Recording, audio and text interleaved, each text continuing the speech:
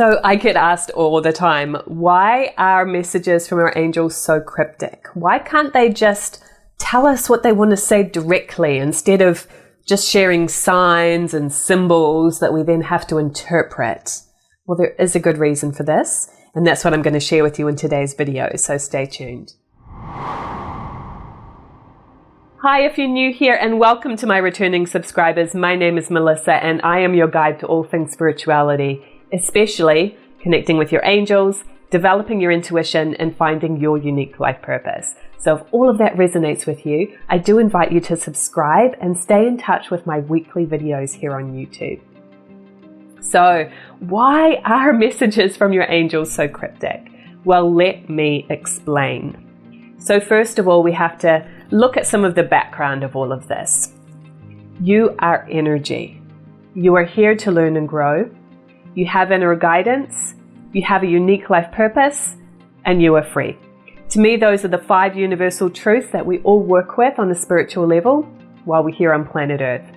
So your inner guidance, you have a personal team of angels or guides or helpers, whatever you want to call them, it doesn't really matter. But they are souls who've graduated from planet Earth level. Now, while you are here on planet Earth, you are energy just as your guides are energy. You are a soul with a body, not a body with a soul. And so you are a spiritual being having a physical experience while you're here on planet Earth. Now, your guides are not having a physical experience. They are not part of planet Earth. They don't have a physical body. So they are pure energy. Plus, they have graduated from planet Earth, and so they've moved beyond this plane, if you want to call it that. They have experienced lifetimes on planet Earth, and that is how they have the experience to help you now. But they are not part of this physical world. And so for us to expect them to communicate physically is an unrealistic expectation. So instead of that, we need to learn how to interpret the language of energy. Now, a good analogy for me was my experience when my father passed away in 2006. He died very unexpectedly. And so for the first, I would say, 2 weeks after he had passed on, his energy remained pretty close to planet Earth.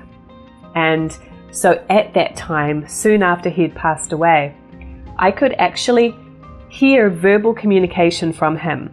It sounded just like his voice. It sounded very distinct and very clear, almost like I was having a real conversation with him, even though he no longer had a body anymore. Now, at that time, he was still regrouping and he was still wrapping things up, particularly because it was a very sudden and unexpected transition. It's not always like that, right? Some people are very prepared to die and they'll move out pretty quickly. But my dad didn't. He stayed around for a little bit. Once he was ready to move beyond planet Earth level and go out to the universe with his angels, then the communication from him became very different. For one thing, he's not around all the time because he shouldn't be, right? He's passed on. He's no longer part of planet Earth energy. But what will happen with loved ones, and you may have experienced this yourself, is that sometimes they'll come back to visit, which can be very comforting, and it's like a nice connection with a soul that you have an affinity with. I remember in particular in my sister's wedding, I was one of the bridesmaids, and we had a photo session in a beautiful part of New Zealand on the hills. Any of you who are from New Zealand, it's the Port Hills in Christchurch. And so we were in this beautiful environment, taking beautiful pictures for the wedding, and I could feel his energy around. Did I hear his voice? No. Did I see him? No. But I could feel his energy. And so the times that he visits, it's more like that. It's more now the language of energy with him because he has been passed on for many years now. He has let go of the intellect. That is the part of us that we temporarily have while we're in this physical body. If you want to call it the brain, the mind, fine, but it's that thinking, organizing, analyzing part that we need while we're here on planet Earth, and that's more attached to the physical. So you have 2 parts to your nature. You have your intellect, which is what I just described, And then you have your feeling nature, or you might call that your intuition, your psychic ability. That is more your energy, the language of your energy. Some of you have very much lost touch with that part of yourself, and some of you are more in tune with it and more balanced. While we're here on planet Earth, we need a balance. We need the intellect and we need the feeling. And if you put too much emphasis on one or the other, you're going to experience difficulties because you'll be out of balance. So that's why we're in the physical body. However, souls that don't have the body, whether it be a loved one like I was describing with my dad, or particular our guides who have graduated from planet Earth level, they don't need to come back here anymore. They are not operating from the intellect. They're not operating from the thinking, analyzing, logical part. They're not really even operating from language, like the English language, the Spanish language. That's a planet Earth thing, right? So the language of energy is different. The language of energy is more feelings, hunches, trends, sensing, knowing, premonitions of what's to come, a bigger picture, an awareness. So you experience all of those things, but many of us have difficult programming as kids not to trust that part of ourselves. We get trained out of it by teachers, by parents, by the church.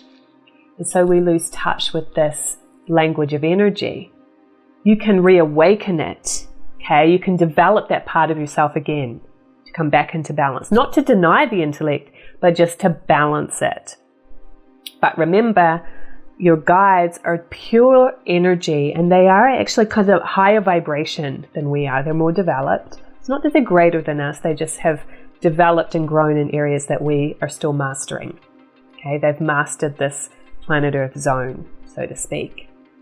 So that is why, to come back to the original question here, they communicate with us in more signs and symbols and very short, distinct messages, because they're not operating from the intellect. So you can interpret that message with your intellect so that you understand it. But they don't use the intellect to communicate with you, right? So it's my intellect that wants to use the English language, because that's my language of origin, right? Whatever it is for an individual. It's my intellect that wants to use words. It's my intellect that wants to understand. It's my intellect that wants the proof. But the language of energy just is, right? It's just something that I tune into and I receive and I perceive. So this is how your angels communicate with you. They are sharing with you the language of energy in the best way that we can. And we then use our own intuitive sensing to interpret it and to make sense of it then with the intellect. So I hope that makes sense, okay? So rather than being frustrated by why won't they just tell me directly, I invite you to accept that this is what it is. This is how it is. You are mastering your energy too. Every single day, you are becoming more angel-like, right? You are in this process of learning and growing and mastering your language of energy to the point where you don't need to be on planet Earth anymore, whether it be this lifetime or a future lifetime, but you are in that process of mastery.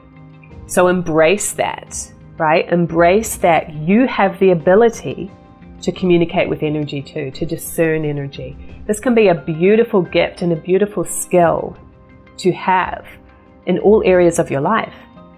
When I'm planning business events, particularly when I'm collaborating with two of my colleagues, Sandra and Christina with Inner Soul Retreats. You can check out our website too, innersoulretreats.com. We use our discernment and what we sense about energy to plan our programs, to plan our retreats, to learn what we need to in our meetings that we have together.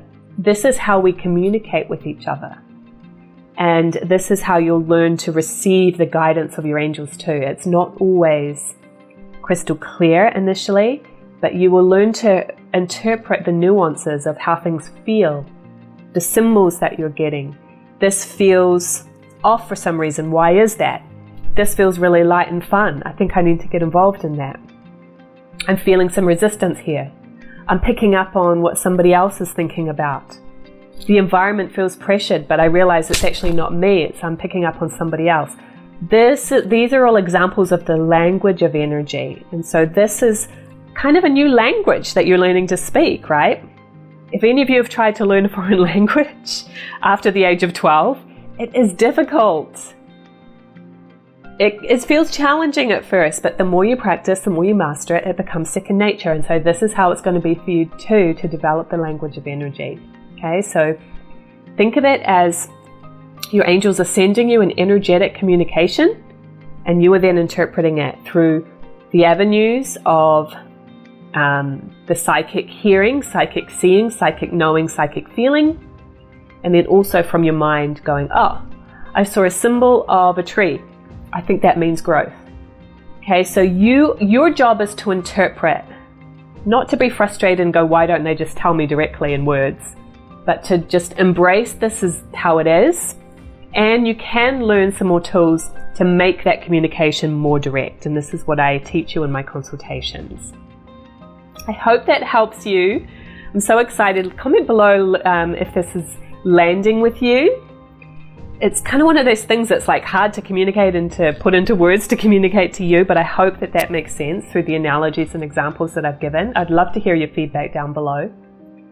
I do invite you to learn the spiritual cleansing technique as your next step. I posted the link right here. This is a tool that you can use so you are more relaxed and tuned in with that language of energy and the messages of your angels. It's something to practice throughout your day.